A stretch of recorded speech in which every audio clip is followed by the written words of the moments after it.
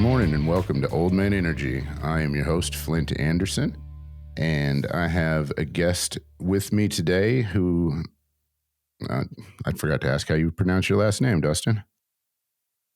I'll let you try it. Dustin Lunde. All right, that's what most people say. Lunde. That was my second option, yes. Mostly because those are really the only two that make sense. So, Dustin and I met through a mutual friend, have not really shared more than just a few chat conversations together, but based on our profiles and bios and backgrounds, it looks like we have a lot in common. So, Dustin, if you would, give us a little bit about your background. Tell us who you are, brother. Yeah, for sure. Well, I'll start off with saying some of the commonality between us is being bald and bearded. So that's at least a start. Yeah, a little bit about me. Let's see. Father, husband, my wife, and I, Amanda. We've got one amazing child together. I've got two bonus children that are hers. Bonus just sounds better than stepkids. So I generally go with that. Man, other than that, I own a couple of businesses. Been in the home service sector for well over a decade. Transitioned out several years back, and I'm working my way back into it with one of our brands. I am a fitness enthusiast, all things a foodie, and the two of those don't necessarily go together all of the time. Yeah, man, I think fitness has just been a huge part of my life for over almost 20 years now. Had some, definitely seasons of both good and bad inside of that. As far as like the foodie side of me goes, even though they say there's only 5 love languages, I think they're full of shit. Like food to me is a love language. It definitely brings people together. So at least if it's good food. If not, at least, you can have a cool story. But other than that, man, I'm sitting right now in my mid-30s, just really working my ass off to build, a legacy for my family to carry on and, do some stuff that I think they'll be proud of. And, also try to take care of all the amazing team members that I've got working alongside of me every day. But that's pretty much the core of who I am. I got you. Well, that's a lot. And yeah, I think the definition of being a fitness enthusiast and a foodie makes us power lifters, doesn't it? Because it just makes them. Yeah, I think that's what we eat whatever we want. We lift heavy, and then we pretend that that's what we do on purpose. Right. It's a 365 bulk. That's right. That's right. Transition to yes, I can have dessert with dinner even if I'm over my calories. Correct. What got you into fitness? I know that you had said that you used to be 145 pounds and long hair. So what was your starting point or your trigger point? I was mildly athletic, but weak as hell. And I remember as a kid, I always had to go to like the Husky section of the store, and I just didn't get it. My mom just wasn't nice enough to tell me that I was fat and I needed to work on it. And so I was always just discouraged from that. And I was short for the longest time, and then I hit a growth spurt. And at some point in high school, I was just like, man, enough is enough. Like, I'm sick and tired of being the fat kid. And I probably took that a very negative direction, to be honest. It definitely had some eating disorders for a period of time. And then I was relatively tall, super skinny. If the wind blew too hard, it would have knocked me over. And I remember I was dating my Antichrist at the time, and some guy was whistling at her. And I was like, man, I'm going to go kick that guy's ass. And without even skipping a beat, she looks at me and she's like, I could kick your ass. And I was like, whoa. Ouch.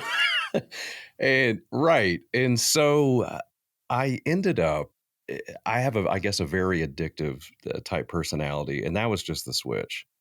And so I knew what to do. I was just weak as a kitten. So I just said, no, I'm getting in the gym every day. Bought a little at-home set for the house. I was consuming so much protein at any given time. It was just disgusting.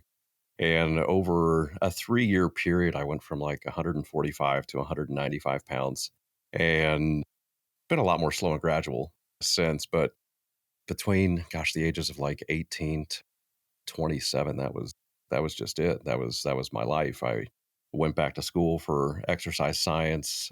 I wanted to actually bring like some intelligence to the bodybuilding world instead of just like lift super heavy shit a lot of times and eat a lot of food. I was like, no, there's got to be better ways. Clearly there's a lot of intelligence there at this point. But yeah, I just loved that space, worked in it for a period of time, realized you can't really make any money I mean, there's the one percenters in that space that do really, really well. Then there's everybody else that has, multiple part-time jobs to make ends meet. And I just, I said, it's not for me anymore. And that's where the enthusiast kind of kicked in. I met my wife when I was 27 years old because she already had two kids. I had different obligations and things I needed to take care of at that point. I got into management and everything else seemed to matter a little bit more. So I kind of sidelined fitness for a period of time, but it's definitely a big part of who I am now. Again, I like the word again put in there. And that's the way a true again. fitness journey is. Anybody that tells you they've been working out solid for 30 years is just, they're lying to you. Because we all have our ups and Yeah. downs, and sometimes it's harder to go to the gym than others. And I know I spend a lot of time encouraging people. It's like, look, you're not starting over. You're just getting back to it. It's not, you don't lose it all, but we get down on ourselves and beat ourselves up. I see you're in the middle of 75 hard right now. So Yeah. give us on my background. A lot of my fitness journey recently is because of 75 hard specifically. So how's that going? Tell us have you done it before, or is this your first time through? No, I unsuccessfully did it many times. Started back in, like 2021. I remember I was sitting on the couch, had a couple too many drinks, and then I'm scrolling through Facebook and I see Andy Frisella's book. And I'm like, man, this guy's kind of speaking my language. I ordered the book, started listening to his podcast. I'm like, man, I really like this guy. And he's talking about the program. I'm like, I need this in my life. Like, mentioning this on-off personality that I have, I'm like, I know if I really commit to this, I can do a damn thing. And so I made a couple of attempts or stabs at it. And generally, if I've ever failed, it's been within like the first couple of days. It's either day one, day two that I'm like, not 100% ready for this, or getting through the first weekend. And because, that's when you drink and watch football games and all that fun stuff, right? And I completed it, let's see, right before my birthday in May of 2021, the first time. I then did it in 2022, 2023, and then moving into this year. But more of a transitionary year. I finally just decided like I'm not going to do the program just to get another notch in the belt and say I've completed it 4 times. I'm actually going to make this a lifestyle. And because what I noticed is every time I do it, I'm killing it. I mean, the work's incredible. My family, marriage, everything's incredible. Finances are better. The businesses are better. I feel better. Like everything's better. And so, going into it this year, my wife, she's actually jumped in. She's doing it with me. One of my business partners and his significant other is. So it's been a fun journey holding each other accountable. But man, I love it. I think for so many people that look at the program and think it's daunting or overwhelming or it's just a fitness program, they're completely wrong. It is more mindset than anything. Doing something to a T without making any exceptions, I think, is just so against the grain of what most people do. So I think there's a lot of power in that. And then beyond that, at the end of the day, you get 75 days, through 2 workouts a day and, doing all the things you're supposed to, man, you feel really great. So self-confidence goes through the roof. There's just so many things to be gained from it. I think, I can't think of a damn thing that I've ever been like, man, I wish I wouldn't have done this. Sure, I miss a double cheeseburger here and there, but other than that, it's a great ride. I love when Frisella says the bullshit meter goes through the roof very quickly when you do 75 hard. Right. Absolutely. I've done it several times, sir. I did the Live Hard program originally, and it was the hardest thing that I'd ever done in my life. I spent my entire adult life, and I like the way you described your blended family. We have 7 children. I adopted all 7 of them. Holy my cow. wife had 3 when we got married, so I can relate to that. There are no stigmas in our house. Kids are kids. If you're one of our kids, you're just one of our kids. But as a result, I spent my entire adult life being a dad. And the kids were aging out. We only had 3 in 2019 when he started 75 hard. We only had 3 at home. Just gotten over an illness. It's not why I did 75 hard, but I was like, man, maybe let me just do something for myself that doesn't cost anything. And got so much out of that first round. I could not believe it. And then, like you said, I did it several times after that. And after a while, it just became checking boxes. Granted, everything got better, but I was like, I really need to, as soon as I get off here, quit looking forward to that beer or getting off here so that I can do what I want again. I was like, this really needs to become a lifestyle. So when I did it last year, I made a hard focus on making it become a lifestyle. Do you have a plan for that or a specific takeaway for what you think you're going to get from doing that? I'm curious because I know what my challenges were. So I want to go. I mean, you had mentioned you did it the first time through. I'd like to go through the entire Live Hard program for a couple of reasons. But beyond that, I think what I'm really looking for at this point is when you're in a position like we are and you're in leadership, I think it's so important to live the values that mean so much to you through your day to day. And fitness being so important to me, if I want my team, to really be diving into that journey, themselves, I think it's super important that I'm doing it religiously. And so taking care of myself, knowing how much it brings additional value to, what we do inside of, work, our families, all those kinds of things. I just know that I need to set the example. And, I guess in so many ways just emulate the fact that it's not just about, 75 days or there's no finish line of what we're doing. We're talking about greatness and being the best at what we do. I mean, it's got to be something that's, infinite and not finite. And I think that's the one thing I would say, in the 75 hard program. And I know Andy says like, no, man, you just keep going, you turn it into a lifestyle. But I would say almost everybody that I know that's completed it, they get to the end, especially the first time through. And then day 76 is all days celebrations, not going to the gym, eating shit. And then you start going back towards, that path that none of us are super happy with at the end of the day. So that's really what I'm shooting for. that's awesome. That's awesome. And just in case you were not around then, when Andy finished it the first time, he posted on his Instagram story, said, okay, I'm going to let my feet heal and I'm going to have a beer. Yeah.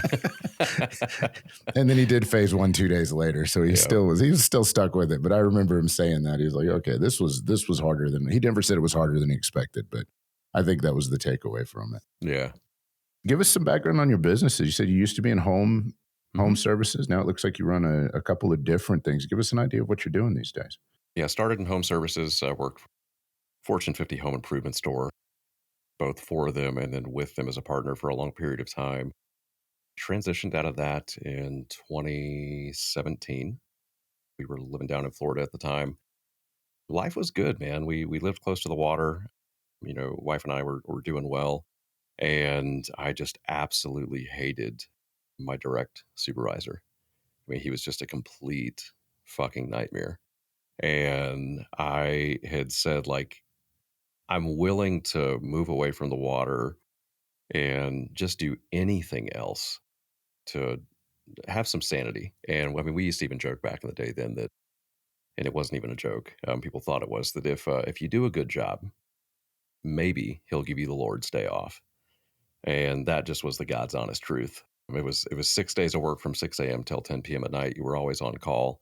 And then if anybody screwed up inside of the company, I mean, it was a mandatory conference call at any given time of the day. So I just was like, I don't want to be, led by fear and a tyrant. Like there's better ways. So I connected with who is one of my best friends, mentor, business partner, the whole nine. I'd called him and I'm like, hey man, I hate what I'm doing. I'd love to come back up to Atlanta if you want to do something together. Like, what are your thoughts? And he's like, well, if you don't have any ideas, I'd love you to come up here and run the event business that I've got. And I'm like, all right, easy enough. Like I've been doing home services and tearing people's houses apart and redoing them for over a decade. So, I mean, event rentals, like how tough could that be? Man, fast forward. Oh my God, it's extremely difficult. It was one of the only industries that I know where you don't get a second chance.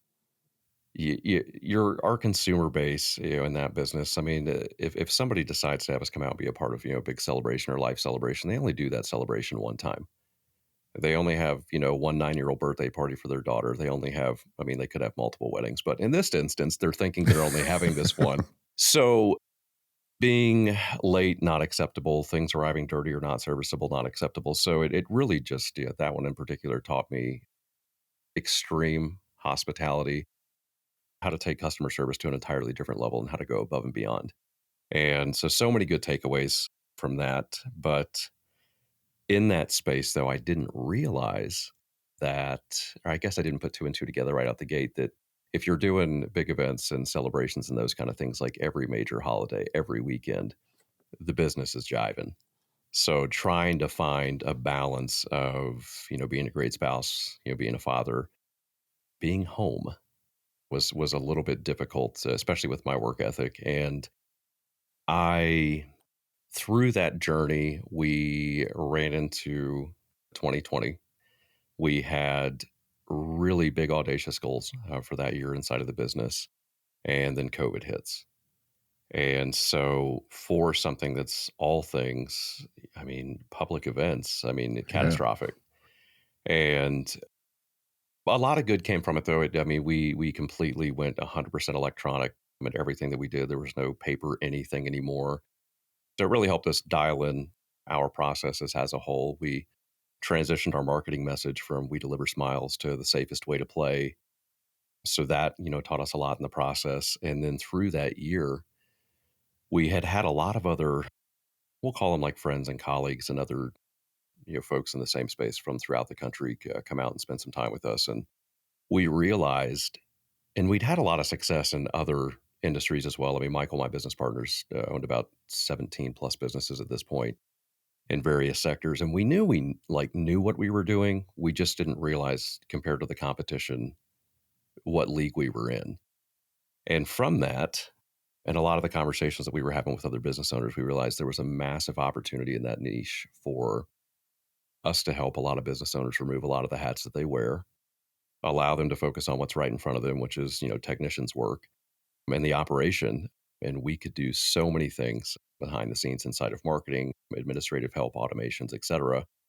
And, like any entrepreneur, man, you get an idea and you run with it. So the short version of that story is we said, like, what are we ultimately trying to do? And we said, well, we're ultimately trying to help business owners live their best life. And what does that look like? And we were like, well, why do most people go into business for themselves? They do it because they want more financial freedom. They want to get away from the man. They want more time with family. And we started listing off all of these different things, have a legacy to pass down to their kids. Whatever it may be. And then we looked at the majority of people that we knew that were in that space, and we're like, man, like 95% of them aren't doing any of this.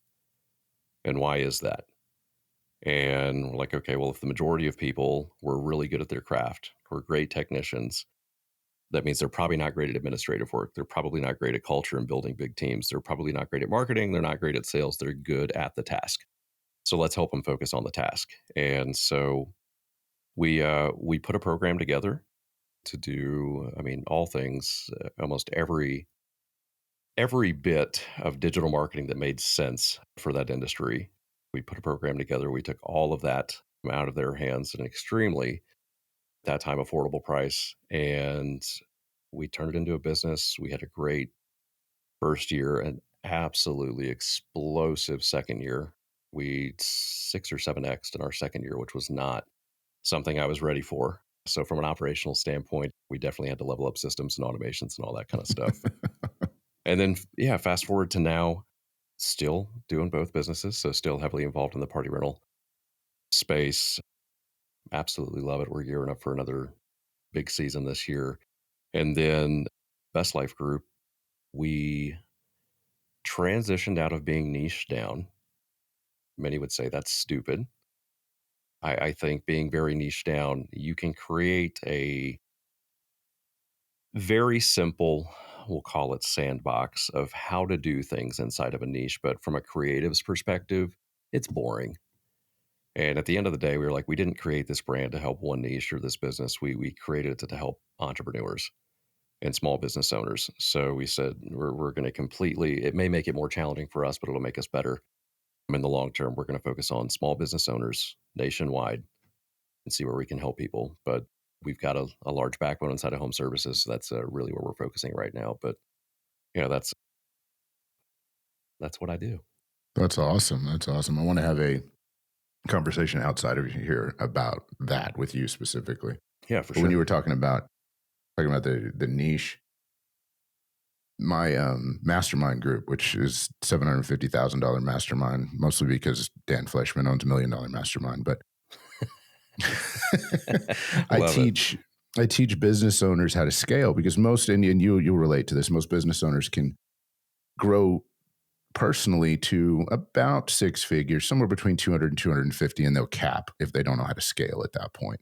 So that was my big frustration. And I own service-based businesses, and that's where, except for my corporate stint, that's where I made my niche. And so the first couple of mastermind groups helped these guys 7 times their income, 10 times their income. It was just incredible. I'm like, man, okay, we really got this. A handyman service. Basically, anybody comes to your house because that's what I Yep. thought I knew. And then all of a sudden, I start getting other people reaching out to me. The next class has a doctor in it. I've been talking to a couple of chiropractors because come to find out, their business may be different, but they're still hitting their head on that wall.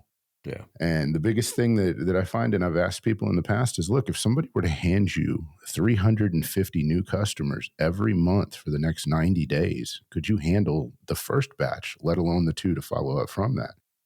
They have no idea how. No. All of them want them, Mm-hmm. but it would kill their business. Their quality would go down, and they'd end up coming out worse for the wear on the backside of it. So this is definitely a very important niche as far as that goes. Now, running 2 businesses, and you got 3 kiddos at home. How old are your kids? See, William is 7, Liliana's about to be 12, and then Alex, he's 20. Okay. So yeah, we got the whole spectrum. So you got three kiddos and a wife you'd kind of still like to be in love with whenever the kids are gone, I'm assuming. Right. Yeah.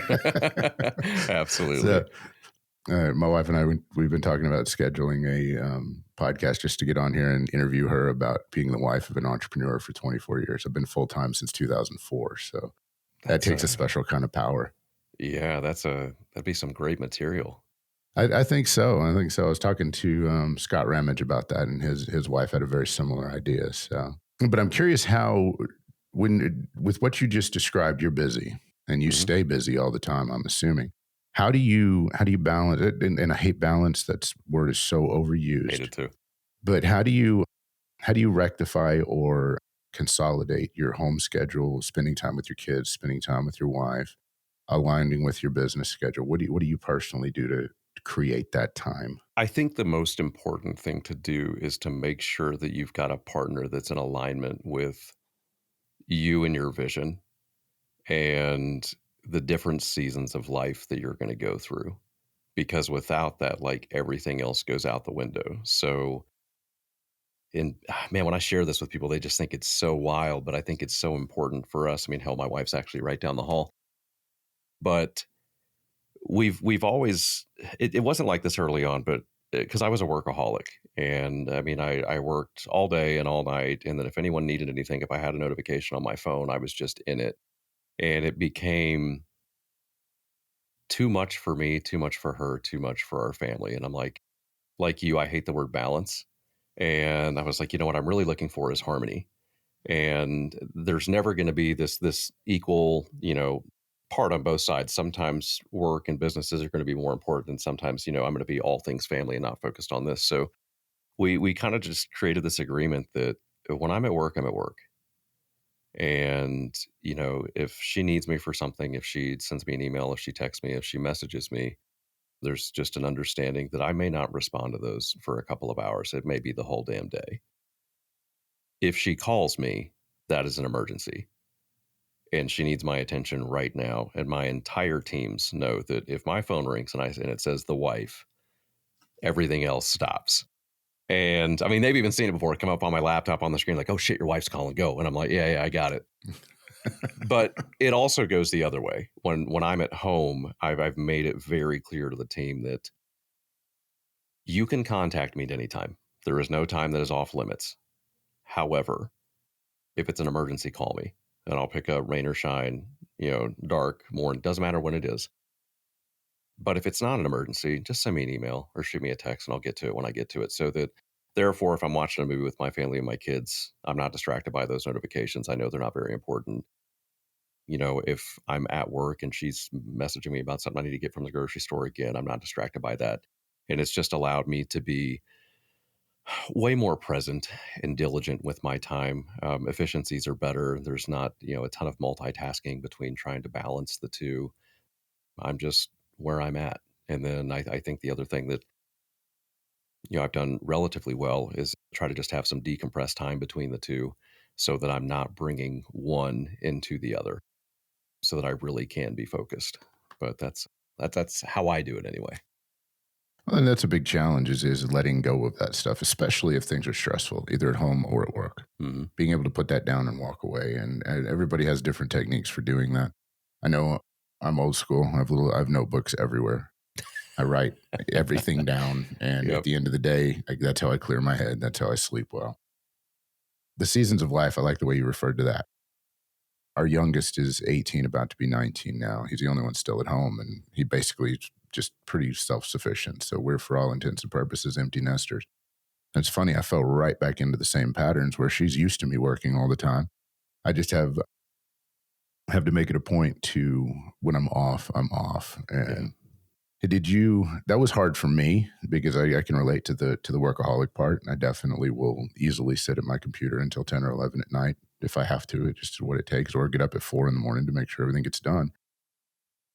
I was afraid that making time for my kids and my family and my wife specifically, and not being on all the time, having my thumb on that pulse all the time, that I was going to end up losing something or end up sacrificing the business, which ultimately is, I think, why we do it.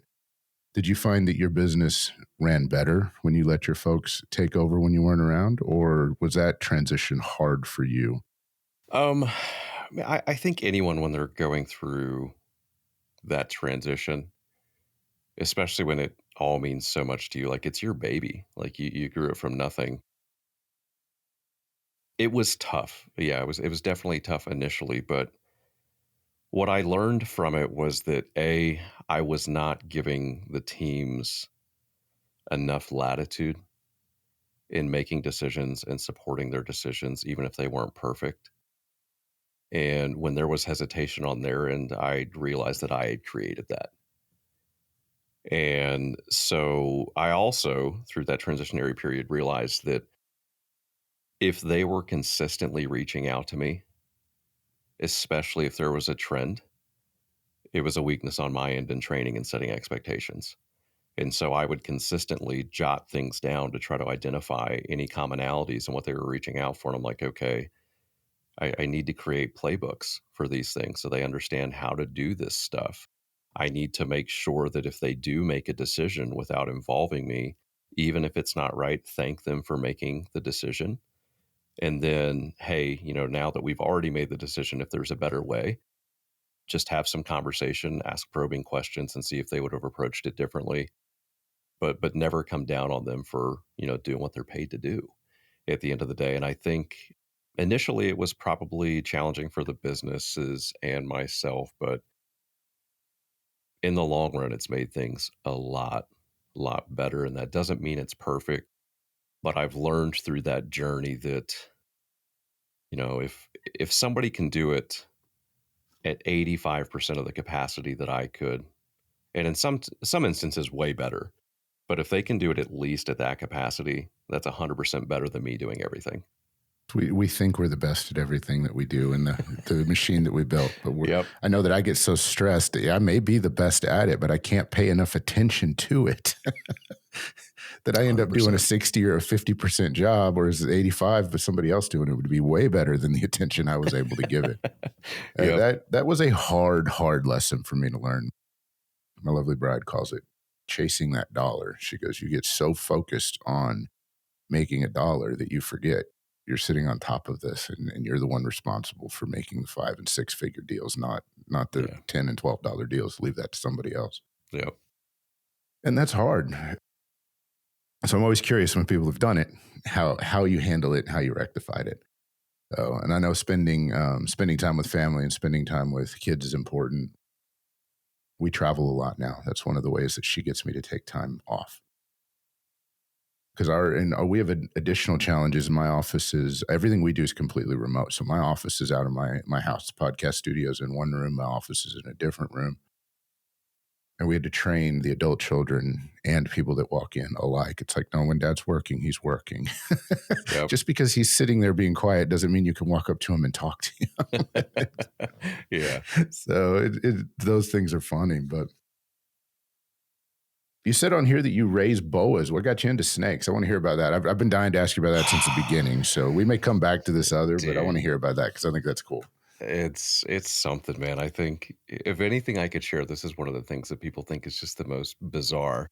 So, backstory, I was fucking terrified of snakes, spiders, everything under the sun, man. And for whatever reason in 2022, and I hate New Year's resolutions, but what I wanted to do for 2022 was get over what I believed were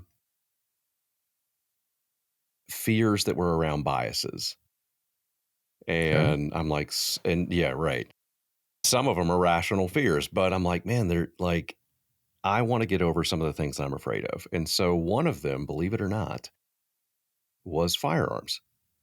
Terrified of them. And not anymore, but that was one of the things that, my wife and I were like, hey, we need to be able to defend and protect our family. We can't be scared of these things. So like let's figure this shit out. So that was one of them. And then I'll never forget, I don't even know what we were doing, but we were driving around running errands and we had started on that journey. And then my wife's like, I've always wanted to have a python. And I'm like, the fuck out of here. Like, why would we want a snake? Like, who in the hell has, only weirdos have snakes? And she's like, well, are you afraid of them? I'm like, who is not afraid of a snake? And she's, then reminds me of this journey that we're on. And I'm like, God damn it. Like, you can't use my own words against me. And so we, like, a nice supportive husband would do, we go to the pet store and they pull out a couple of these little ball pythons. And I had one when I was 18 and it struck at my friend. And ever since that day, I've been terrified. And so we get the snake and we go back to the pet shop the next week to get the little feeder mouse for it. And this lady's standing next to me in line and she's getting multiple feeder mice. And I look over at her and I'm like, how many snakes do you have? And she's like, oh, I have 6. And I'm like, oh my God, what a fucking weirdo. And well, fast forward, we're there the next week. And then my wife wants another one. And then all of a sudden, we were taking in people's unwanted reptiles.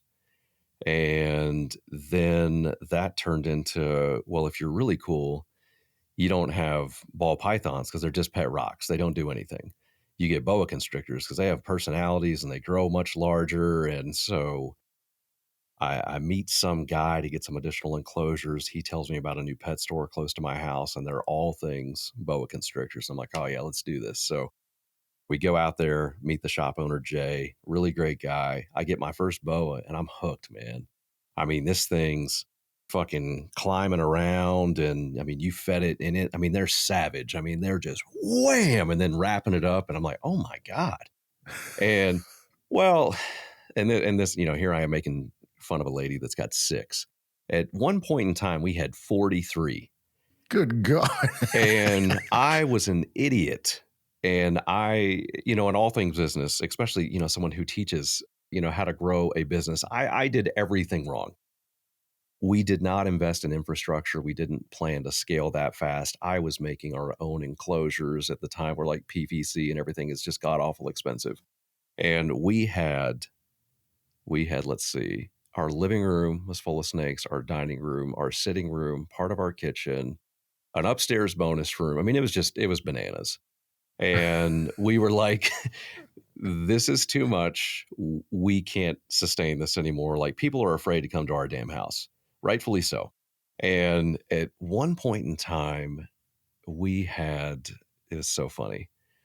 We had purchased a blood python, and blood pythons are like the pit bulls of snakes. They are this fucking big around, about 5 feet long, and they attack. I mean, they literally burrow in the ground and just launch and like crush whatever they want to eat.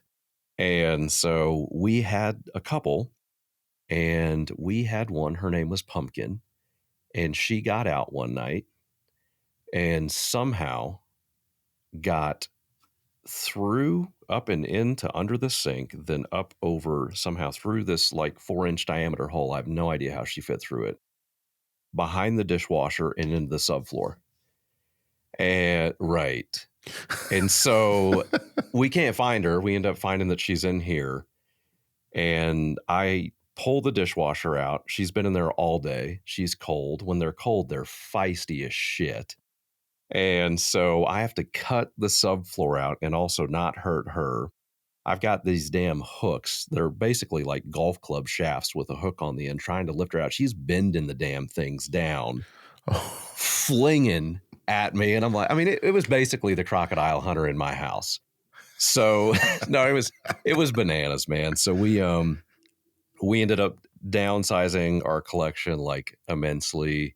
And for anyone listening to this, they're probably like, why the fuck did you do this in the first place and get so many? Entrepreneurship. It was a math equation. In talking to the pet store owner, I'm looking around and I'm like, man, do people really make money in this? And he's like, well, bro, a female boa can have 20 to upwards of 100 babies in a live birth, but generally 20 to 40 range. As you can see here, we can sell them for on the low end, a couple $100, on the high end, many, many thousands, especially if it's a world's first. And if you do a good job with pairing genes, et cetera, I mean, one birth could, make you anywhere between, 5 and 50 grand. And I'm like, what? And they only fit in like these drawers. And so I don't need all this space like for puppies. All right. So we went down the rabbit hole and we had, some catastrophic fails and stuff. We've got 3 right now that should be dropping some babies in July, but it was just a math equation. I'm like, if I put 30 grand in, and in 2 years, I can pull 120 grand out. Like, that seems like a good deal to me. I just didn't take into account the upkeep, the feeding, the infrastructure for getting them all the right. I mean, they're used to being in the damn rainforest. I mean, we live in Georgia and it is humid here, but not humid enough. So we've got humidifiers. We've got to go through and spray stuff. We've got to clean their bedding and stuff out. I mean, there's just so many. I mean, even this morning, as I'm on my way into the office, I hear one of the thermostats goes out. I go downstairs to check on the thing.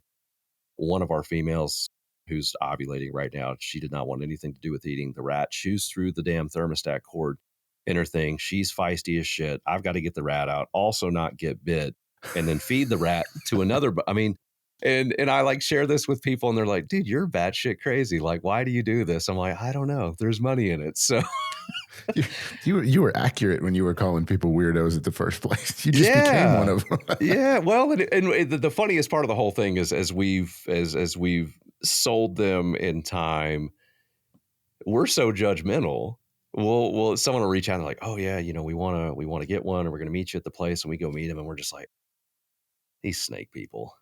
And I mean, even I've been handed stripper money before that smells like weed, and I'm just like, oh God, I hope that snake's okay at the end of the day. I mean, even the vet that we go to, he was teaching, I guess, some like younger vet techs about snakes as we were there, and he mentions, he's like, yeah, back in the day, only interesting folks took care of snakes and kept them, but no, now it's a lot of normal people like these guys. And I'm like, yeah, so I don't know if there's a lot of normal people like us, but yeah, it's don't know if I've been called normal before. Yeah, right. But no, it's been a journey, an interesting one. But I think after we get through this breeding season this year, we're just done. But most people do what you guys have done with like stray cats, and not with snakes, but that. Well, my wife, her nickname is Animal Planet. So yeah, it's been, we've got 3 Pomeranian puppies at the house that were just born 8 weeks ago. We've got 3 dogs of our own, 1 outside cat. We only have, I think, 12 snakes right now. But we've had everything under the sun, man. This part of that comes with kids, and part of that comes with a compassionate wife. I get it. Yep. I was half joking with the stray cat thing because we live in a neighborhood where cats are constantly dumped. I was studying one morning about 4:30, and I look up and I'm like, oh, my cat's, what's my cat doing up on the buffet? Because we have a tuxedo kitty who was a rescue. I looked up and took a picture, and I looked down. I'm like, wait a minute. That's not my cat. That's a different cat. Where'd he come from? And she, of course, chasing them around. She got them all fixed, and some of them adopted us. So yeah, we ended up the same thing. And I don't know about you guys, but a lot of our animals came from our children. Oh, well, we want this kid. And when they get older, be careful too, because they'll want a puppy, but they won't be able to take Hmm. care of it because they're 20. And as soon as the new wears off, like our pit bull's 12, she's a giant house potato now, but she she was our daughter's dog, and she just couldn't take care of her anymore. So all of a sudden, oh, here, now you have a dog, along with all the vet bills and everything else that go with it. Yeah, ours get really excited about the thought of a new pet, but they're just so numb to it because we've had everything under the sun. So the newness wears off within a couple of hours, and then it's just ours. It's like, great, this is more chores that I don't want to do. Correct. I'm kind of at that point too, because it makes things challenging. Okay, when we're going to travel, okay, who's going to take care of the animals? What are we going to do? You got all these logistical hoops you've got to jump through to make sure. So that would be the one thing with snakes that you don't really have to worry about. You feed them and then you're gone. But I think the last trip we took as a family, we had just taken in. I mean, heard she is a bitch of a boa, but we had just taken one in from a gentleman up north that we bought him from or bought her from. And then the night before we went out of town, my lovely sister and wife decided to try to get her out of her enclosure and didn't shut it all the way. So she got out the night prior. We found her the morning of, and I mean, same thing like that blood python that I mentioned. I mean, it was just crocodile hunter all over again. And it's funny, man. I was laughing about this morning on the way in because we just had another incident like this 2 weeks ago. People talk about one of the most challenging thing in marriages is to build a home together. No, no, no. Raise boas or something scary because the second something goes wrong and you need the other one's undivided attention to help you right away, the words that come out of your mouth and the things that you say are just asinine. I mean, I think it was, oh my God, 2 weeks ago, you have to remove the boys from the females enclosures when you go to feed them. Otherwise, it could be a disaster. And Lilith is her name, the absolute bitch. And Denver is the boy. He's up on her doing his thing. Well, I thought they weren't doing a thing anymore. And she is paying attention to something on the other end. And I'm like, I'll just reach in there and grab him and be done. I reach in there and grab him, and they are locked, which means, They're still at it. oh yeah, they're still at it. They're locked. Yeah, I don't even know what that was. But yeah, it's like, oh, celebrate. But so they're locked. I'm going to pull him away, and I realize now they're locked, and they have like two penises. I don't know what they call them, but I mean, he is. Oh man, this is really exciting. What is, But he's stuck, and now I've got her attention, and she is coming out the enclosure, and I'm like, oh fuck, oh fuck, oh fuck. If I go to put him back in, she's biting the fuck out of me. If I pull on him, I could damage him for forever and a day. I don't have a hook or anything in my hand. So I'm yelling at my wife who's in the room. And I'm like, babe, get the fucking sprayer. Get the sprayer. And she's like, what? What's going on? I'm like, Lilith is coming out of the cage. God damn it. Hurry up. And so, because I mean, the thing is, she's almost 7 feet long. I mean, she's not joking around. And there is nothing I can do to get her to not get her eyes off me. And she's almost solid black with these gold beady eyes. And so I'm screaming. She grabs the sprayer. She's pumping it. She's spraying. There's no water. It's just fucking air blow. So I'm yelling again, like, God damn it, fill it up, fill it up. So she's going to fill the thing up with water. I finally am able to reach and get a hook, shove her ass back inside the thing, put Denver back on top, shut the thing. And I'm just sitting there panting. And she's like, where is she? I'm like, I figured it all out. Thanks for the assist. And she's just like, I mean, I damn near broke my fucking thumb trying to help you with it. And so it's just wild, man. But we would never talk to each other like that ever today. But yeah, get something, scary that could bite your ass out. And yeah, it gets wild. That's funny. That's funny. Similar story to when you're learning to back a camper with your spouse. Oh, I bet. No, this way. No, I said this way. The nasty stuff you say to each other for a while. Man, that's great. Those are great stories, and that's hilarious. I never would have seen anybody getting that much joy from snakes. It's crazy. I mean, obviously they do. There's a huge market for it, but yeah, we didn't know there is an entire marketplace called morphmarket.com, and I mean there are hundreds of thousands of these things for sale. They're shipped overnight. Like I didn't even know this was a thing until we got into it. But yeah, it's a real thing. People go in all different directions. Oh my Yeah. goodness. And I'm trying to reduce the number of heart, not in a bad way, but reduce the number of heartbeats in my house so I don't have as much responsibility. But that I'm not necessarily afraid of snakes, but I'm not sure that I want to have adventures like that right now. Fair enough. I'll go visit my friends with snakes and be afraid of them for them. Yep.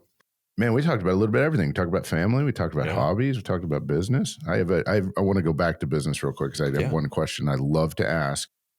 If you could take everything you know now and everything you've learned and sum it down to either your favorite thing or what you believe is the most important thing, to give a shout out to those younger folks out there getting started, because you said you're mid-30s, but you know what? We're quickly becoming the old men in the entrepreneurial world. The younger folks coming up are definitely in need of our leadership and our guidance.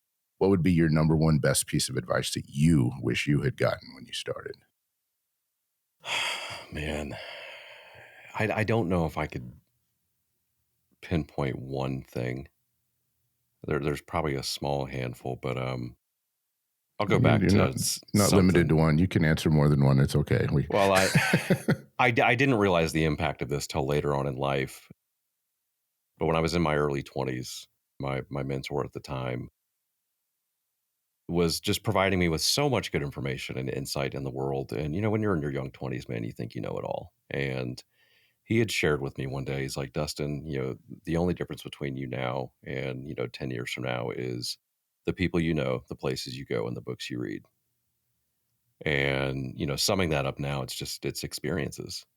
And it's the experiences of the people that are within your network that can help you truly, level up. It's the experiences of these amazing individuals around the world that take the time to write these, just fantastic books that can provide you so much insight and help you gain wisdom that you, would have had to learn the hard way back in the day. And then it's the experiences of, going and, checking out different parts in the world that have just completely different business systems and cultures and everything else. And I think that was probably the most impactful thing. But one of the things that I love to share with young people now, and it's two things. It's one, develop the disciplines now in life. Show up every day, always be on time or early. How you do anything is how you do everything. And if they can develop discipline and actually have initiative to get shit done without being told, like they can far surpass their peers just by doing those two things. And I just think it's something that is completely within your control. You have no one else to blame other than you when it comes to discipline and actually have an initiative to do things. So when people are like, "Oh, how can I level up?" That's it. Start there and everything else gets easier. That's great. That's perfect. I would agree with every piece of that advice. I wish when I was younger I hadn't known as much as I knew back then and had listened, because I've had some really powerful mentors over the years. And I was always aggressive when it came to it, but man, I'd get comfortable and start coasting and think I knew the way. So Yeah, we all do, man. it's crazy. I still do that from time to time. The kids are gone. I'm a little different as far as headspace goes. Cause like, okay, well now I got nothing to lose and I'm in a much better position than I was before. Let's see what happened. Yeah. But I'm also in a position of building other people at this point too. Yeah. My leadership team has been handpicked and in the process of training them in what I've learned over the years. But that sitting at the right tables, surrounding yourself with people smarter than you, and reading. I was one of those junkies that read forever, but didn't really apply too much. I just like studying. So had to master that part of it. Somebody forgot to tell me that little part. So just out of curiosity, what are you reading right now? I'm just finishing Your Next 5 Moves by Patrick Bet-David. Great book. I just finished prior to that Unreasonable Hospitality. Anyone, if you're in business, period, you're in customer service, I would encourage anybody to read that book. It really takes it above and beyond, but just some great stories inside of there. That's awesome. That's awesome. Thank you for those recommendations. I'm always Yeah. looking for new books because I consume books. Is there anything we haven't touched base on you want to add, brother? No, man, I think this was a great conversation. I agree. And I look I look forward to being a guest for you and being able to tell and share my story over there on your side for your folks. Yeah, So, for sure. guys, we appreciate you tuning in. If you made it this far, then you definitely have gotten some value. If you would share this with your peers, share it with other people, that's what keeps us going. Make sure that you're liked and subscribed here, Spotify, Apple, wherever you happen to listen to us, and hit that bell if you want to get notified. We got some cool bonus episodes coming up in addition to this one this week. So thank you, guys.